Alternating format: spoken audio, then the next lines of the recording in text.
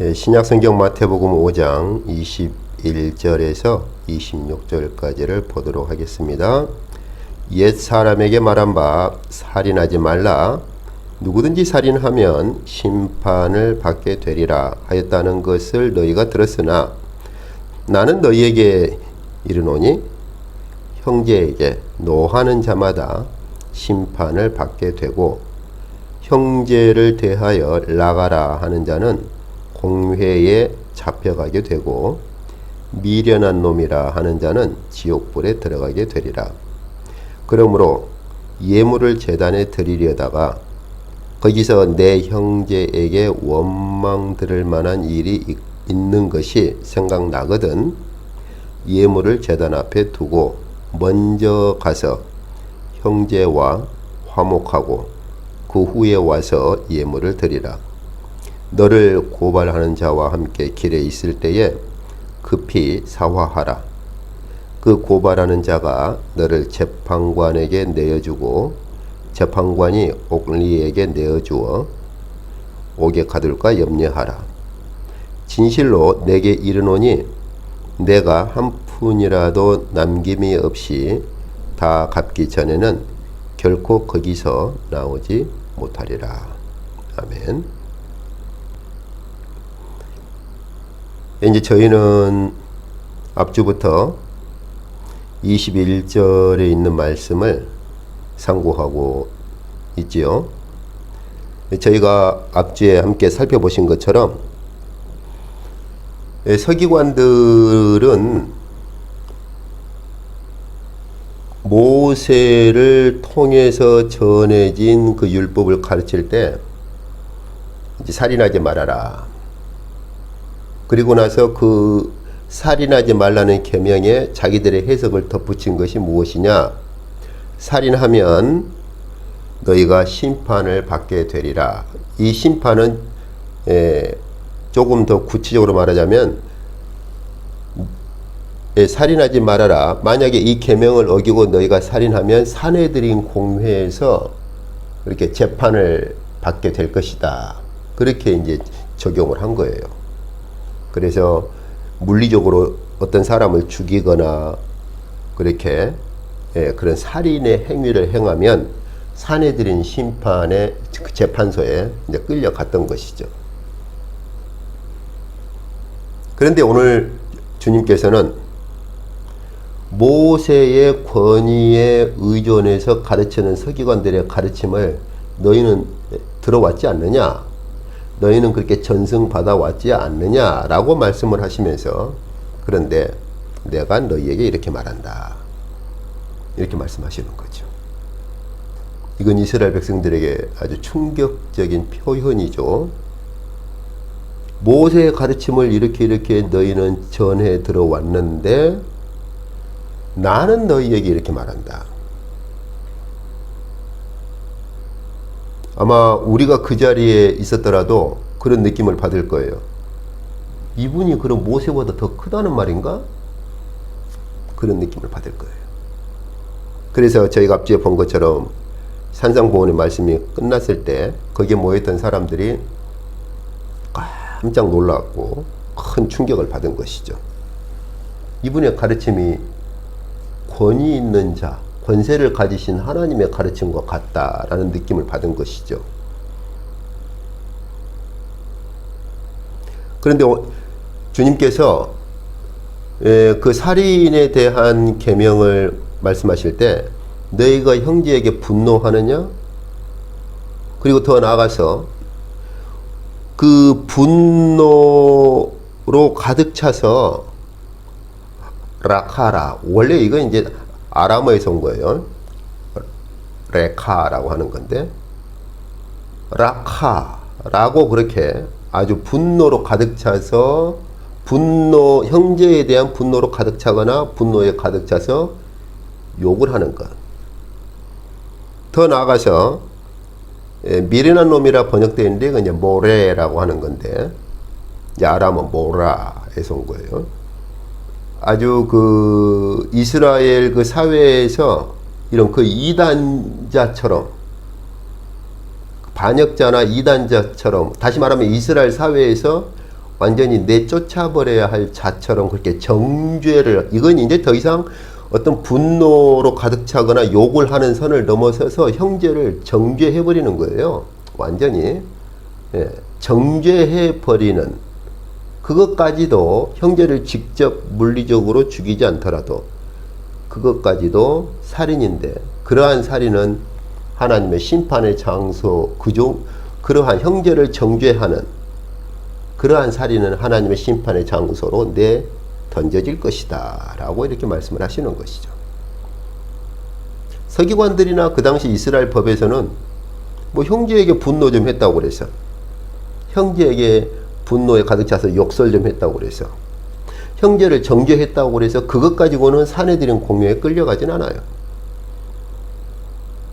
근데 주님은 사내들인 공회 정도가 아니라 하나님의 심판의 장소로 던져질 것이라고 이렇게 선언하시는 것이죠. 그러면서 실례를 두 가지를 듭니다.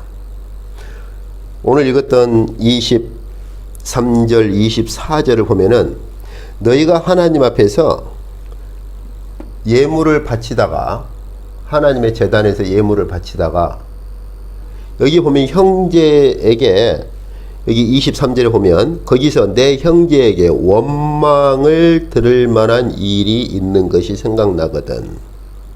그러니까 이건 형제를 죽인 것도 아니에요. 물리적으로 형제를 죽인 것도 아니고 형제에게 원망 들을 만한 어떤 행위를 한 것이죠. 그것이 이제 저희가 보았던 22절에 있는 것처럼 형제에게 분노를 했든지, 아니면 그 분노로 가득 차서 형제를 욕을 했든지, 혹은 더 나아가서 형제를 정죄를 했든지, 그런 행위들이 될 수 있겠죠. 어느 정도 원망을 들을 만한 일이냐, 이것은 주께서 구체적으로 말씀을 안 하셨어요. 어떤 형태로든지 형제에게 원망 들을 만한 일을 했구나 하는 것이 생각이 나면 조그만 것에서부터 큰 것이 될 수 있겠죠. 주께서 말씀하신 것처럼 형제에게 분노했던 것이 될 수도 있겠고, 혹은 형제 그 분노로 가득 차서 형제에게 욕을 한 것이 될 수도 있을 거고, 더 나아가서는 형제를 정죄한 것이 될 수도 있겠죠.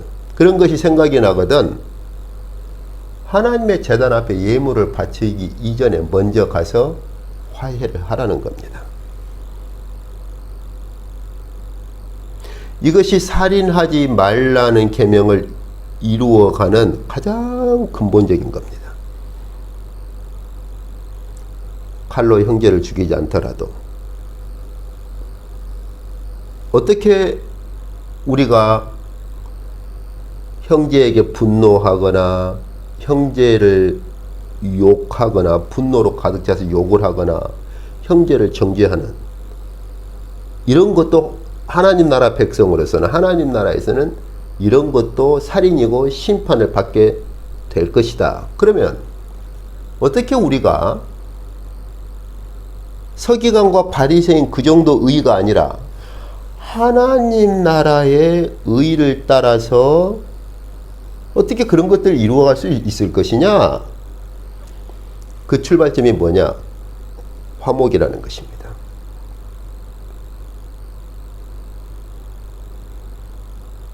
화목으로부터 모든 것이 출발합니다. 그래서 두 번째 비유도 같습니다. 거기 두 번째 주께서 25절 26절을 보면 너를 고발하는 자와 함께 길에 있을 때에 급히 사화하라. 여기 사화하라는 것도 화해나 화목을 말합니다. 화해를 하라는 것입니다. 그렇지 않으면 그 고발하는 자가 너를 감옥에다가 고발해서 너를 감옥에다가 집어넣게 될 것이다.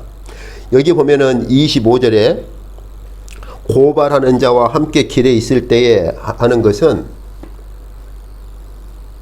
이 배경이 빚을 진 배경이에요. 빚을 진 배경. 그래서 거기 26절에 보면 진실로 내게 이르노니 내가 한 푼이라도 남김없이 다 갚기 전에는 결코 거기서 나오지 못하리라. 그러니까 어떤 사람이 돈을 빌렸든지 어쨌든지 간에 빚을 지고 있는 상황에서 돈을 그 빌려준 사람, 근데 안 갚으니까 고발하려고 하는 사람을 길에서 만났을 때 급히 화해를 하라는 것입니다. 그렇지 않으면 그 사람이 너를 고발했을 때, 그리고 네가 그렇게 해서 감옥에 갇히게 되면 네가 진 빚 그 한 푼이라도 다 갚기 전에는 너는 그 감옥에서 나오지 못할 것이다 하는 거예요. 주께서 두 가지 비유를 지금 사용하시는 걸 볼 수 있죠. 종교적인 측면, 그 다음에 사회에서 이렇게 빚을 진 이 측면을 가지고 두 가지 측면을 말씀을 하시는 거죠. 핵심은 둘 다 공통점은 무엇입니까? 화해를 하라는 것입니다. 화해를 하라는 것이죠. 하나님 앞에서 제단 앞에 예물을 드리는 것이 더 중요한 것이 아니고 형제에게 분노하고 그 분노로 욕을 하고 정죄를 해놓고서는 그 형제와 화해함이 없이, 그건 살인과 같은 것인데, 그건 곧 살인인데, 형제를 살인하고서는 하나님의 제단 앞에 와서 예물을 드린다?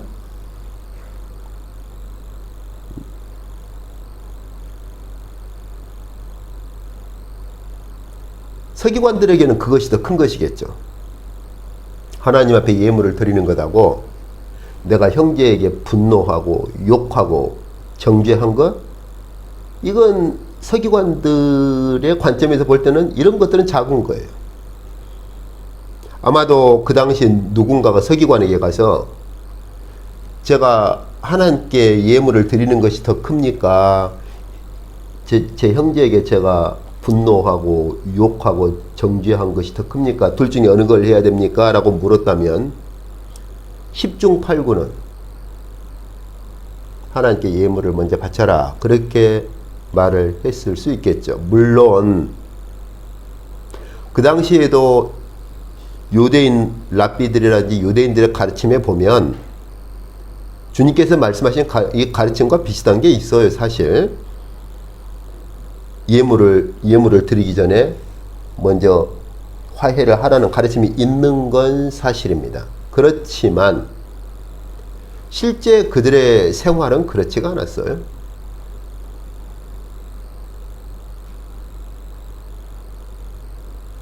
형제에 대해서 분노하고서도 당연히 하나님의 제단 앞에 와서 예물을 바치는 그러한 때가 되면 그것이 더 큰 걸로 여겼고 그렇게 했던 것이죠. 그건 뭐 멀리 갈 것 있습니까? 우리나라 교회도 마찬가지 아닙니까? 형제와 그런 문제를 일으켜 놓고서도 교회 와서 예배 드리고 하면 그것이 더 큰 것이고 그게 되는 걸로 그렇게 생각을 하지 않습니까? 물론 그렇다고 형제와 좀 다투었다고 해서 예배를 참석하지 마라, 그 말은 아니에요. 그러나 오늘 주께서 하신 말씀이 무엇입니까? 문자적으로 야, 네가 형제하고 좀 싸웠어? 그럼 너 하나님 앞에 예배 드리러 오지 마, 예물 바치러 오지 마. 지금 문자적으로 그걸 말씀하시는 겁니까? 뭘 말씀하십니까? 이미 주님께서 그 말씀하셨죠. 자, 5장 한 번 더 봅시다. 5장 19절, 18절, 19절, 20절까지 18절부터 진실로 너희에게 이르노니 천지가 없어지기 전에는 율법의 1.1획도 결코 없어지지 아니하고 다 이루리라. 그러므로 누구든지 이 계명 중에 지극히 작은 것 하나라도 버리고 또 그같이 사람을 가르치는 자는 천국에서 지극히 작다, 쉽게 말하면 쓸모없는 자다, 이렇게 일컬음을 받을 것이고 누구든지 이를 행하며 가르치는 자는 천국에서 크다 일컬음을 받으리라. 내가 너희에게 이르노니 너희 의가 서기관과 바리새인보다 더 낫지 못하면 결코 천국에 들어가지 못하리라. 이 원리를 다시 주께서 반복을 하시는 거예요. 다시 말하면 문자적으로 내가 형제와 좀 다퉜네. 그러면 오늘 하나님 앞에 그렇게 갈 것이 아니고 그 형제를 좀 찾아가야겠네. 이런 문자적인 걸 말씀하시는 것이 아니고 하나님께서 살인하지 말라라는 그 계명을 주셨을 때 그 살인하지 말라라는 그 계명을 주신 근본적인 뜻이 무엇이냐 하는 거예요. 오히려 그것은 예물보다 더 큰 것일 수도 있다 이거예요. 너희들이 말하는 것처럼 이건 작은 것이고 이건 큰 것이다 그런 것이 아니고 칼로 형제를 죽이지 않더라도 형제에 대한 분노, 형제에게 욕설을 하고 정죄하는 것, 하나님 나라에서는 그것 또한 살인이다. 그러면 어떻게 우리가 그것을 극복할 것이냐? 화해하라는 것입니다. 화해를 하라는 거예요.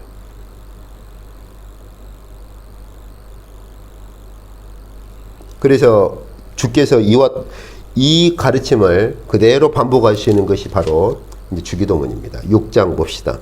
마태복음 6장에서 주께서 말씀하신 그러한 기도문을 봅시다. 6장 12절을 보시면 주께서 말씀하신 그 주님의 기도문 중에 이 부분이 있죠. 우리가 우리에게 죄 지은 자를 사하여 준 것 같이 우리 죄를 사하여 주옵시고, 이렇게 돼 있어요 지금. 근데 사실은 여기 정확히 번역하면 죄 지은 자가 아니라 빚진 자입니다.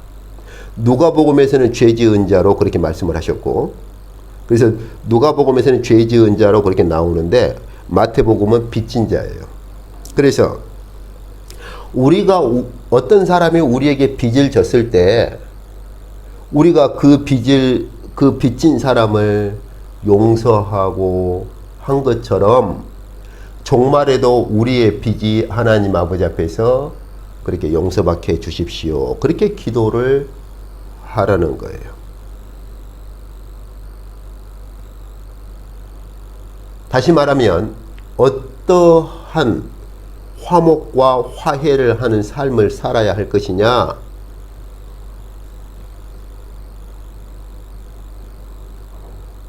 우리에게 빚을 진 자가 있으면 그 빚을 용서하라는 것이죠. 그 빚은 누가복음에 있는 것처럼 죄도 될 수가 있습니다. 꼭 물리적으로 이렇게 돈 빌려간 그런 빚만이 아니에요. 우리에게 그러한 삶을 살도록 해달라고 기도를 하라는 것이죠. 이것이 주께서 말씀하신 기도문입니다. 그래서 그 빚이라고 하는 것은 다양한 형태의 빚이 될 수 있고, 심지어 더 나아가서 누가복음에서 죄로 표현한 것처럼 죄도 될 수가 있습니다.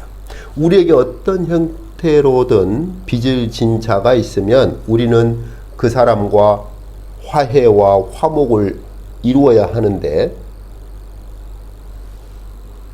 그 우리에게 빚진 자와 화해를 하고 화목을 이룰 수 있는 것은 우리에게 빚진 자를 용서하는 것이고, 우리에게 죄를 진 자를 우리가 용서하는 것이죠.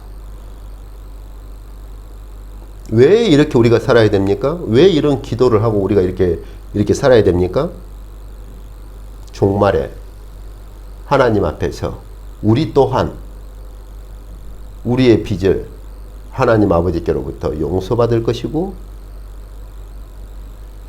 우리의 죄를 사함 받을 것이기 때문에 그렇습니다. 이건 조건이 아니에요. 내가 나에게 빚을 지거나 내게 죄를 진 자를 용서하고 그렇게 사해 줬기 때문에 그것이 조건이 되어서 나도 하나님 앞에서 그렇게 된다, 그런 조건이 아니고,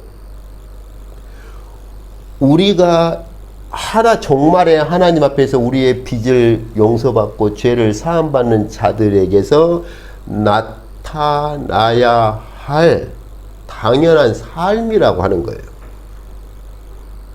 내가 이랬으니까 하나님께서 이렇게 해줄 것이다. 그것이 아니고 내가 종말에 하나님 앞에서 빚을 용서받고 죄를 사함받는 자로 살아가기 때문에 나도 또한 이 땅에서 내 주위 사람들에 대한 그러한 삶을 살도록 해달라는 것이죠.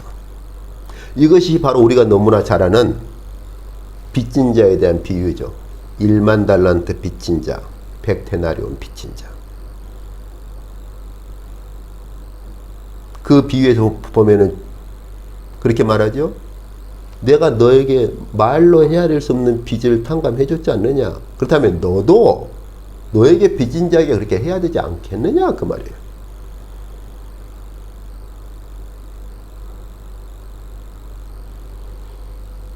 어떻게 하면 우리가 이렇게 살 수 있을까요? 그것은 주께서 이미 말씀하셨습니다. 다시 마태복음 5장 3절로 가봅시다. 5장 3절입니다. 거기 5장 3절부터 12절까지 저희가 보았던 팔복에 대한 가르침이 있는데 특히 그 가운데 9절을 보십시오. 화평케 하는 자는 복이 있나니 그들이 하나님의 아들이라 일컬음을 받을 것이요. 평화를 만드는 자, 즉 이게 바로 화목 개념과 같습니다. 오 복되도다 평화를 만드는 자들이여. 왜 그렇습니까? 그들이야말로 진정으로 너희가 하나님의 아들이다 이렇게 일컬음을 받게 될 것이기 때문이라는 것이죠. 샬롬의 하나님께서 샬롬의 왕으로 그리스도를 보내셨고 그렇기 때문에 이제 샬롬의 왕으로 오신 그리스도께서 산상보훈에서 선언을 하시는 거예요. 너희도 샬롬을 만들어라. 그러면 너희가 하나님의 아들로 그렇게 일컬음을 받게 될 것이다. 여기 샬롬을 어떻게 만들 수 있느냐? 이건 바로 3절부터 12절까지 있는 모든 것들입니다. 제가 전에도 저희가 함께 살펴보았듯이 여기 산상보훈의 팔복은 한 가지 한 가지가 떨어진 것이 아니라 육각형이라고 그랬죠. 팔각형. 마치 우리가 비유하자면 옛날에 어떤 임금의 신하 중에 장수가 있다. 그러면 그 장수는 여러 가지 특성을 가지죠. 뭐 싸움터에서 물러서지 않는 것으로 그렇게 표현하기도 하고 임금의 충신이다. 임금의 그런 충실한 그런 장수다. 그러면 싸움터에서 물러서지 않는 것이죠. 또 임금의 충실한 신하로서 어떤 장군이다. 그러면 싸움터에서 물러서지 않는 것만이 아니라 왕에 대한 충성심을 또 표현하는 것이고. 안 그렇습니까? 우리가 너무나 잘 알듯이 백제의 개백이라는 장군은 더 이상 싸움에서 이길 수 없다는 걸 간파했지요. 그렇게 했을 때 어떻게 했어요? 자기 기록에 보면 자기 아내와 자녀들을 다 죽이고 전장에 간 것이죠. 마지막 싸움으로 마지막 전투로 직감을 했기 때문에. 그렇다면 하나님 나라의 백성들이 샬롬을 만들어가는 하나님 나라의 백성들은 또 다른 측면으로는 어떤 측면이 표현되느냐? 심령이 가난한 자예요. 어떤 자가 심령이 가난한 자냐? 샬롬을 만들어가는 자입니다. 심령이 가난한 자일 뿐만 아니라 그러한 자는 애통하는 자로 사는 것이죠. 하나님 앞에 자기 죄에 대한 자기의 허물에 대한 애통만이 아니라 하나님의 이름이 세상에서 욕을 먹게 되고 그런 것에 대한 애통하는 자들로 살기 때문에 그런 자들은 당연히 또한 샬롬을 만들어가는 것이죠. 그러한 자들은 당연히 온유한 자로 살지 않겠어요? 안 그렇습니까? 그러한 자들은 하나님의 종말의 공의의 심판을 바라보는 것이죠. 방금 저희가 본 것처럼 우리가 정말 마지막 하나님의 그런 공의의 그런 심판과 마지막 하나님 앞에서 우리의 빚과 우리의 허물이 다 용서받을 것을 우리가 신뢰를 하기 때문에 그러한 자들로 살아가니까 우리도 당연히 우리의 삶에서 어떻게 표현돼요? 우리에게 빚진 자들, 우리에게 허물이 있는 자들을 용서하는 것으로 표현되지 않겠어요? 그러니까 그러한 자들은 심령이 청결한 자들이라 그렇게 또 되는 거예요. 안 그러겠습니까? 이러한 것들은 사실 바울이 말하는 성령의 열매로 맺어지는 것입니다. 그래서 성령의 열매의 다양한 특성을 말할 때 평화를 맺는 것이라 우리가 갈라디아서를 한번 보도록 합시다. 갈라디아서입니다. 우리가 너무나 잘 아는 말씀이죠. 그래서 갈라디아서 5장을 보면 22절부터 보면 성령의 열매를 말할 때 사랑, 희락, 화평, 평화를 만들고 오래 참고 자비, 양선, 충성 이런 것들을 말하는 것이죠. 그래서 25절 보면은 우리가 만일 성령으로 살면 또한 성령으로 행할지니 이렇게 말하면서 거기 8절에 보면은 갈라디아서 6장 8절에 보면 성령을 위하여 심는 자는 성령으로부터 영생을 거두리라 이렇게 말하는 것입니다.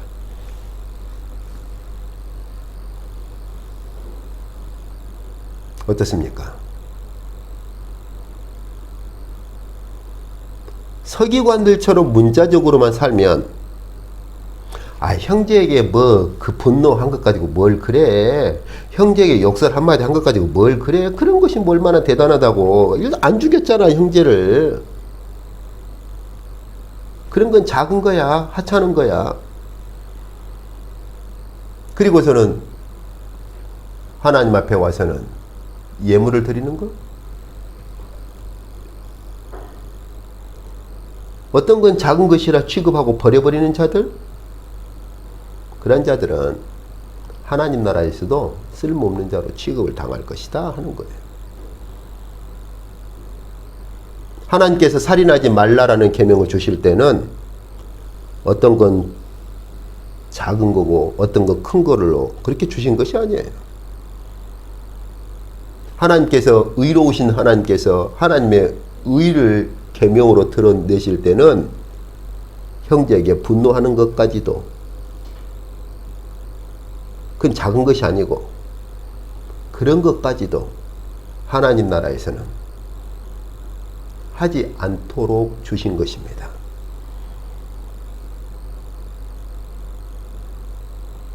어떻게 그럴 수 있다는 말인가? 우리가 어떻게 이 정도까지 살 수 있다는 것인가? 쉽진 않습니다. 그러나 이것이 하나님 나라 백성의 목표가 되어야 합니다. 주님 재림하시면 하나님 나라에서는 이 모든 것들이 온전하게 이루어지기 때문입니다.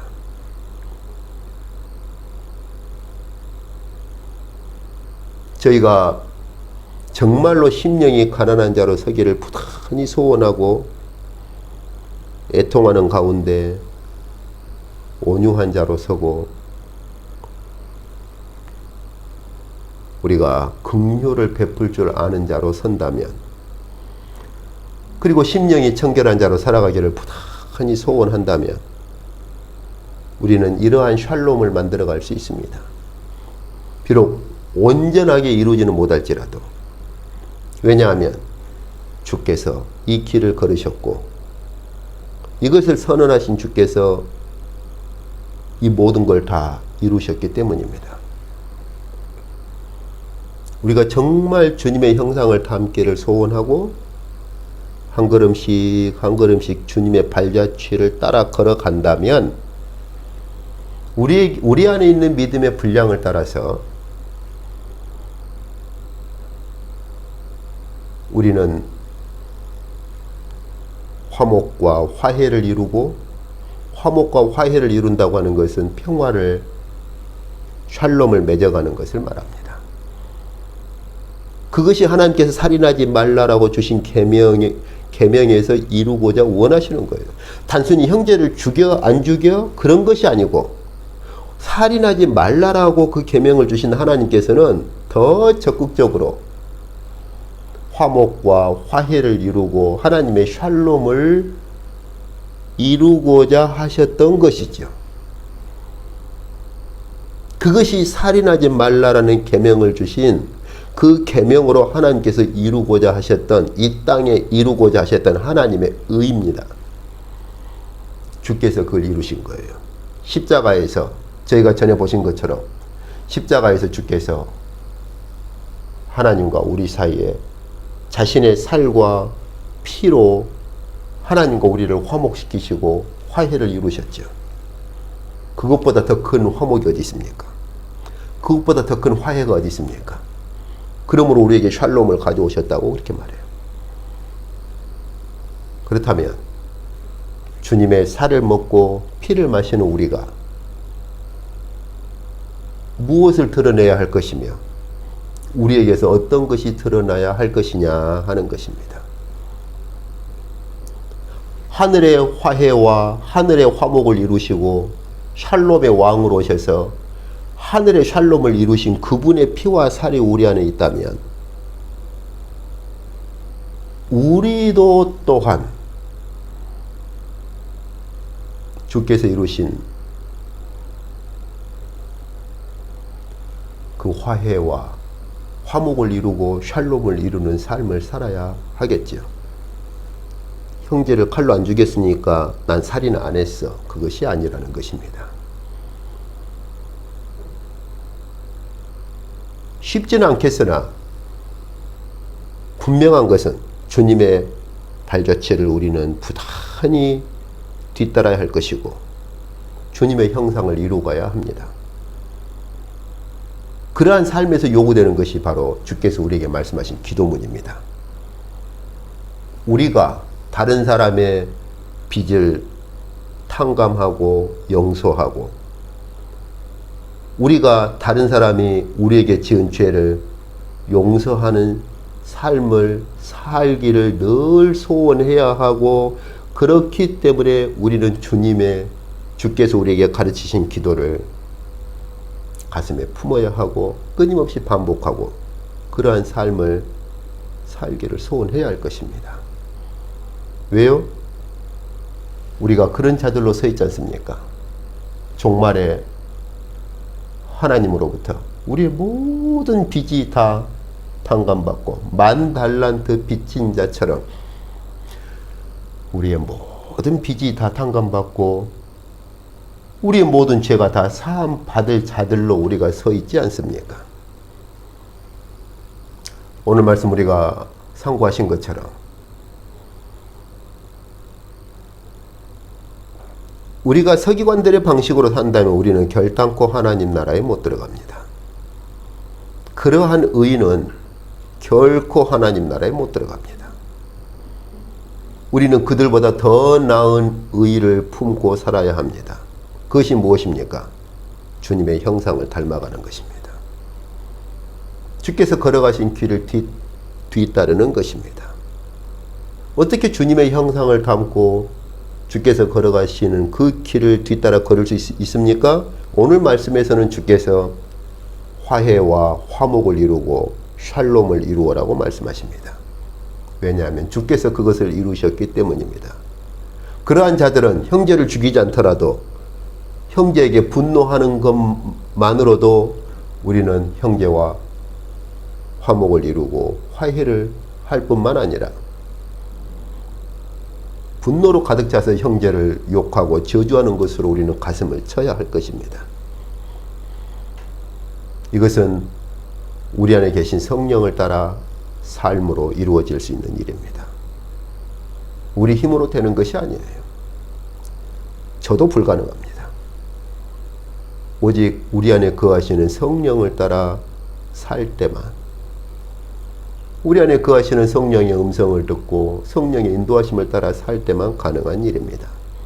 왜냐하면 우리가 주님의 형상을 이루고 주님의 뒤를 주님께서 걸어가신 그 길을 따라 걷는 것은 성령께서 우리를 이끄실 때만 가능하기 때문입니다.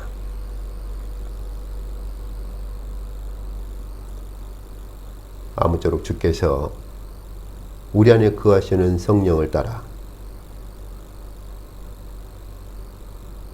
주님의 형상을 이루어서 화해와 화목을 이루고 주께서 이루신 하늘의 샬롬을 이루는 자들로 살아갈 수 있기를 소원합니다. 기도하겠습니다.